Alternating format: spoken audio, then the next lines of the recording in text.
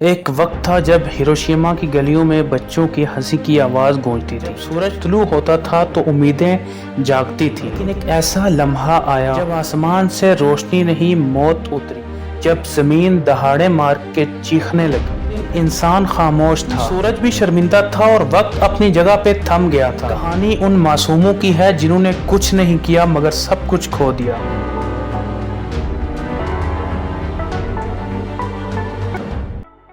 بسم اللہ الرحمن الرحیم۔ السلام علیکم ناظرین، میرا نام کامر اقبال ہے، ویلکم ٹو مائی چینل۔ ناظرین، یہ دنیا تاریخ کے بہت سے لمحے دیکھ چکی ہے۔ 6 اگست 1945 کو انسانیت نے اپنے ہی ہاتھوں سے اپنی بقا پر پہلا ایٹمی حملہ کیا اور پھر کچھ لمحوں میں ہی ایک پورا شہر راکھ بن گیا۔ وہ دن جب ہیروشیما ایک نام نہیں چیخ بن گیا تھا۔ دوسری جنگ عظیم 1939 سے لے کے 1945 تک ایک ایسی آگ جس نے پوری دنیا کو اپنی لپیٹ میں لے لیا۔ جرمنی، اٹلی اور جاپان ایک طرف تھے، برطانیہ، روس اور امریکہ دوسری طرف۔ لاکھوں فوجی معصوم شہری بھوک، تباہی اور بمباری کا شکار تھے، اور جب جرمنی یہ جنگ ہار چکا تھا تو باقی رہ گیا صرف ایک دشمن، اور وہ تھا صرف جاپان۔ جاپانی ایک خوددار اور جنگجو قوم تھی اور وہ کبھی بھی جھکنے کو تیار نہ تھے۔ امریکہ نے بار بار کہا کہ ہتھیار ڈال دو، لیکن جاپان نے کہا نہیں، ہم آخری سپاہی تک لڑیں گے۔ امریکہ نے فیصلہ کیا، ایک ایسا فیصلہ جس نے تاریخ کا رخ بدل دیا۔ سائنسدانوں کا خفیہ منصوبہ، ایک ایسا بم جو سورج سے بھی زیادہ تیز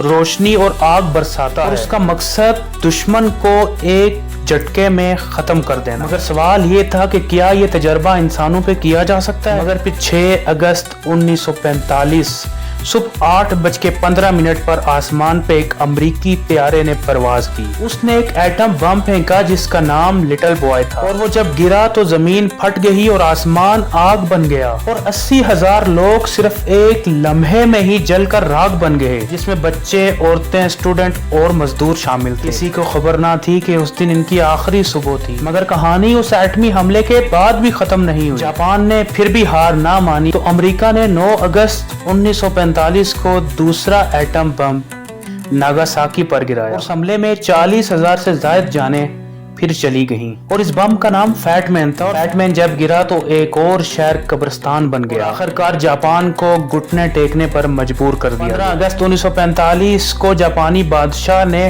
قوم سے خطاب کیا اور کہا کہ ہم جنگ ہار چکے ہیں، اور پھر یوں دوسری جنگ عظیم کا خاتمہ ہوا۔ مگر انسانیت کا زخم آج بھی بھرا ہے۔ ہیروشیما اور ناگاساکی آج بھی زندہ ہیں، مگر ان کی دیواریں بولتی ہیں۔ وہاں کے بچے سوال کرتے ہیں کہ کیوں، ہمارا قصور کیا تھا؟ آج اگرچہ دنیا کے پاس ایٹمی طاقت ہے تو کیا وہ طاقت تباہی ہے؟ اور ایک سبق بھی ہے، اس دن یہ ایٹم بم نہیں گرا تھا بلکہ یہ انسانیت گری تھی۔ آج بھی ہم اس کے ملبے کے نیچے سے چیخیں سن سکتے ہیں۔